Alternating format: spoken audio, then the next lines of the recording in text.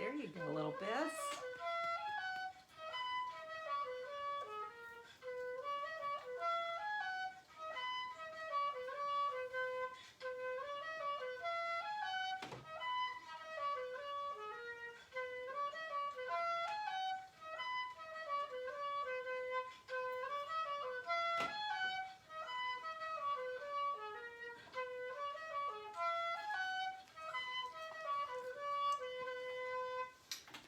Good morning. This is Sally Morgan, physical therapist, craniosacral therapist, and Tellington T-Touch practitioner for animals and people. This is Tristan. He's a Corgi. And today we're going to do an episode of Conversations with a Corgi. And today we are going to talk about something that I don't think many of us think about very often. I have an ad on my screen. There. Also, this scarf, you probably can't see it, but it's like those dandelions that blow in the wind, but all the little dandelion petals are little corgis and they're blowing in the wind, which was a theme at one of our corgi agility shows several years ago. So I needed the scarf because it reminds me of corgis flying over jumps in the breeze, right, Biscuit? So we've had a bit of a tick situation here. He is loaded with rose geranium right now. It is the only thing that has worked. Even the cedar was really not working. And I feel sorry for him because the smell is so strong for both of us. I mean, it has not been a snuggle fest, let's say, since he was rose geraniumed, but no ticks have been on him. So today I want to talk about something, as I said, that most of us don't really think about very often, and that's this idea of names for our animals. This comes up probably every third time I'm in a class with Linda Tellington. There is generally an animal in the class that is not happy about their name. And it is apparent, I mean, Linda and I have done this so many times that I noticed this from day one, that other people can't remember the animal's name. Other people call the animal the names of similar animals that they've had. That you can just tell the name isn't right for the animal. And one of the things that happens, you know, in any kind of rescue situation, this can be your local shelter, or it can be a giant nationwide rescue network. It can even be Corgi Rescue, although there we do usually know the animal's actual name. But a lot of the rescuers are 20 to 35-year-old women, and they have learned that if you give the animal a certain kind of name, it will be much more adoptable.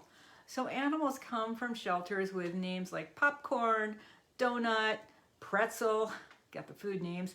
Then you've got the people names that might spark something, you know, Joshy, Jasper, Max, there's always a Max, or they might be Maxie, because that makes you think they're cuter and littler. And then you want to make sure you give a really cute name to something like one of my pit bull friends I've known. Her name is Flora. That does not sound like, you know, it sounds like a fawn, right? Not like a big brown pit bull. So you give them names like Pinky, you know, to a big gray dog. And that way people want to adopt them. They see the name and they say, oh, poor Snuggles. Snuggles needs a home. I'll get Snuggles. And so often people, and I've worked with plenty of people who have had this happen, they adopt the animal, he comes over, and they start calling him Snuggles or Fluffy or, you know, Puffy or Puppy even. And then that becomes the animal's name. But it might not be the best name for that animal, and it might be a name that doesn't mean anything to you. And that's the really important thing. You've got to give a name to your animal that means something to you and is a name that you like.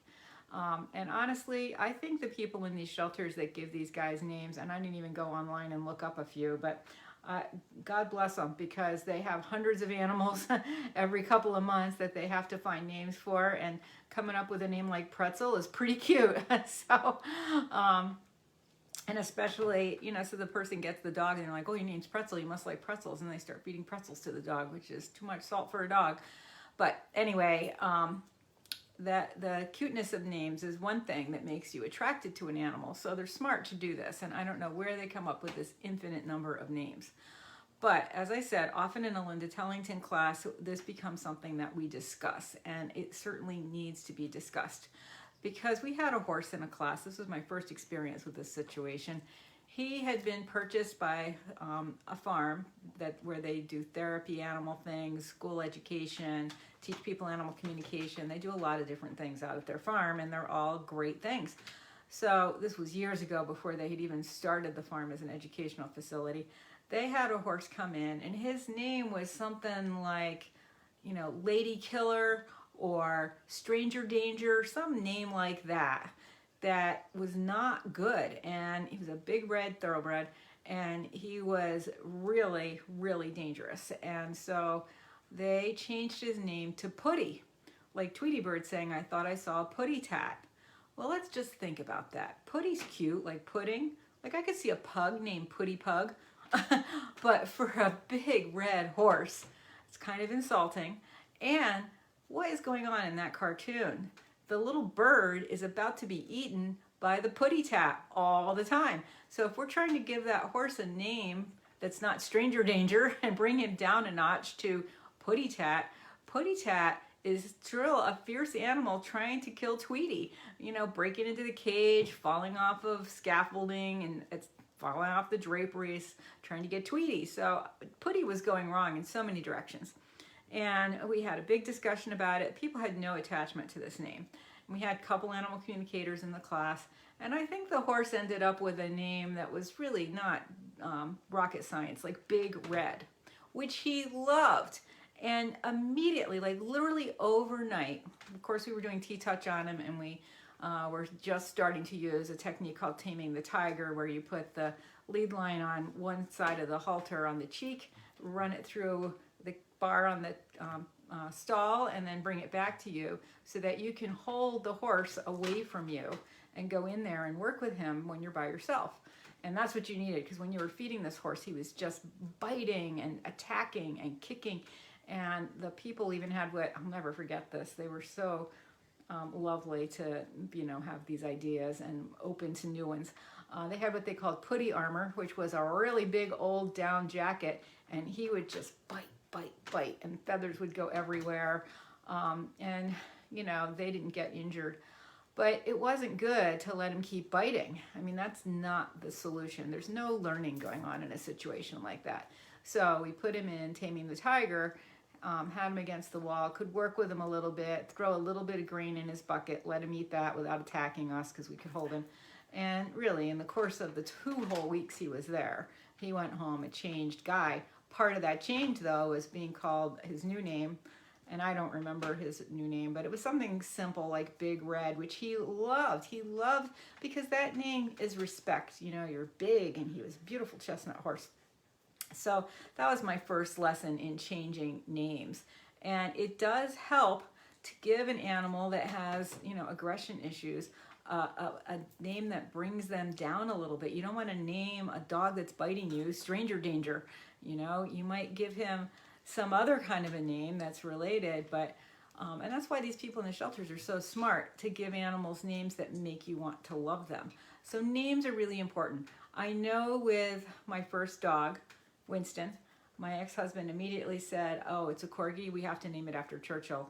Well, I was like, fine, whatever, Winston, fine name for a dog. And it did become one of the most popular dog names for a couple of years after that. And now I know, having had Corgis for 38 years, it's a common Corgi name to name a Corgi Winston.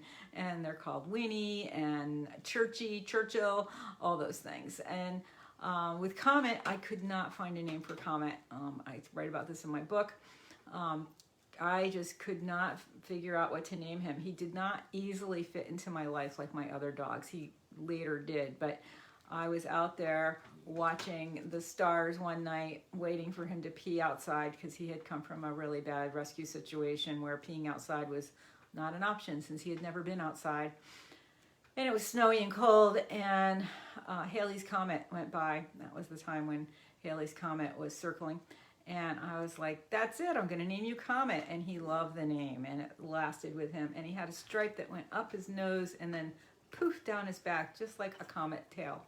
So that was great. This little fella, I knew he was going to be Tristan way before I got him. I even had a little stuffed Corgi I got that I had named Tristan in honor of this guy before he even appeared in my life. So he manifested you to be Tristan. And sadly, the neighbors were calling him Trisket, which I hate. And so I called him Biscuit to combat that. And my beautiful name Tristan hardly ever got used for many years. But now more and more you're Tristan, Tristy, Trist.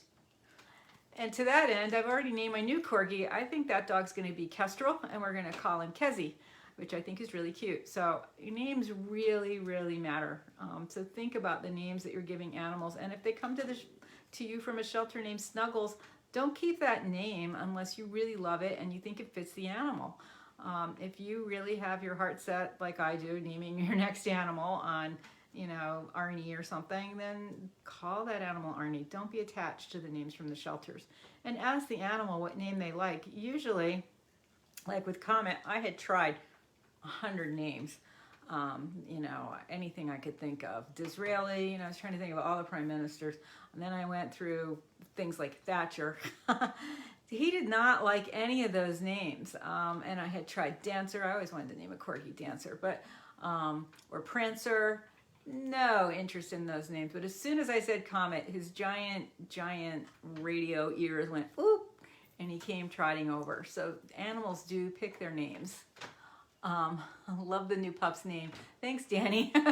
Whenever that kid comes, I mean, he's still flying around the universe with the birds right now because all the breeders I've contacted are not making a puppy at this time. And frankly, I'm not sure this is a good time for me to get one anyway. The ticks are so bad. The poor little guy, he would be carried away. And sometimes it is nicer to have a puppy in the fall because then you can see in the snow if they've gone whiz or not when you take them out.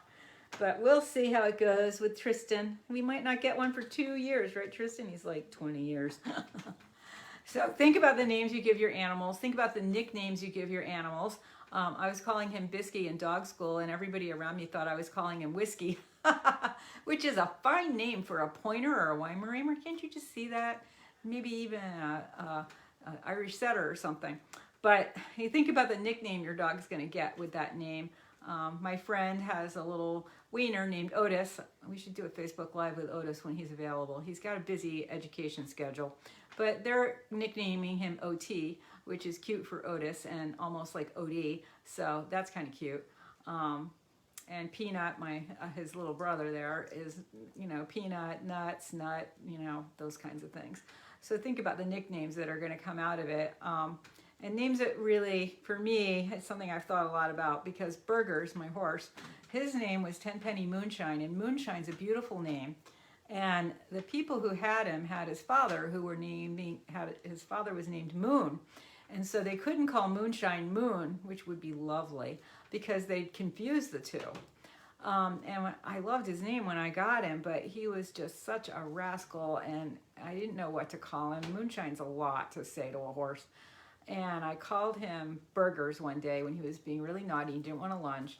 And I said, what do you want to be, Horse Burgers or something? Same thing as with Comet. Ears went up, looked at me, and I said, Burgers. And ever after, his name was Burgers. And people always wondered why I would name this beautiful, wonderful, talented horse Burgers.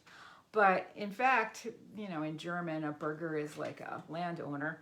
And in some other languages, it means like a spiritual being, which he was. And I never called him Burger imagining a frying pan with a hamburger. You know, I called him Burger thinking of how cute he was with his big ears looking at me. So how you perceive the name yourself matters just as much as how your animal responds. And I would be in classes with Linda, and I'd say, again, 1 in 5 times it would come up. Somebody would say, why is this horse called Burgers? And we'd have to explain the story and how much he likes his name being Burgers, because that was the time that he found his person. I called him Burgers, and from there on, I was his person for 30 years. He was no longer, you know, that horse that's in the stall in the back. So, you know, names are really important. If you look in the Bible, when they're naming the animals, that's a really big thing. So names matter a lot. And they say, you know, in Western literature anyway, naming something is taking possession of it, which is why when women get married, they take their husband's last name, because women were possessions. So I try to take a new view of that with our animals, where naming them brings out their essence and their relationship to us. And it's not just, you know, I'm calling you Scooter because that's what I always wanted my dog to be. And, you know, even though you're a giant Great Dane, I'm going to call you that. So it's a negotiation between you and the animal to come up with a great name. So don't be lulled into just accepting whatever name your animal comes with. Lots of people who have puppies give them names just so they're individuals from the beginning. They might name them days of the week, or one I'll always remember when we first started with COVID, a woman named Wendy had a litter of puppies and they all had COVID names like, you know, I think she had them called like PPE, sanitizer, things like that. So anyway, think about what you call your animals because it does matter. And if you're a lucky person who has a registered animal, you have to really think about that name and name it from its bloodlines and whatever name you're giving it. So thanks for joining us today for this episode of Conversations with a Corgi. I think we're scoring biology next Tuesday, so I might not be back until a week from Friday because I think that's the only day next week I'm not working at my educator job, and we have dog school on Wednesday and we have to go early for agility. So we'll see you then. Everybody have a great week and a half and enjoy your pets. Thanks for joining us.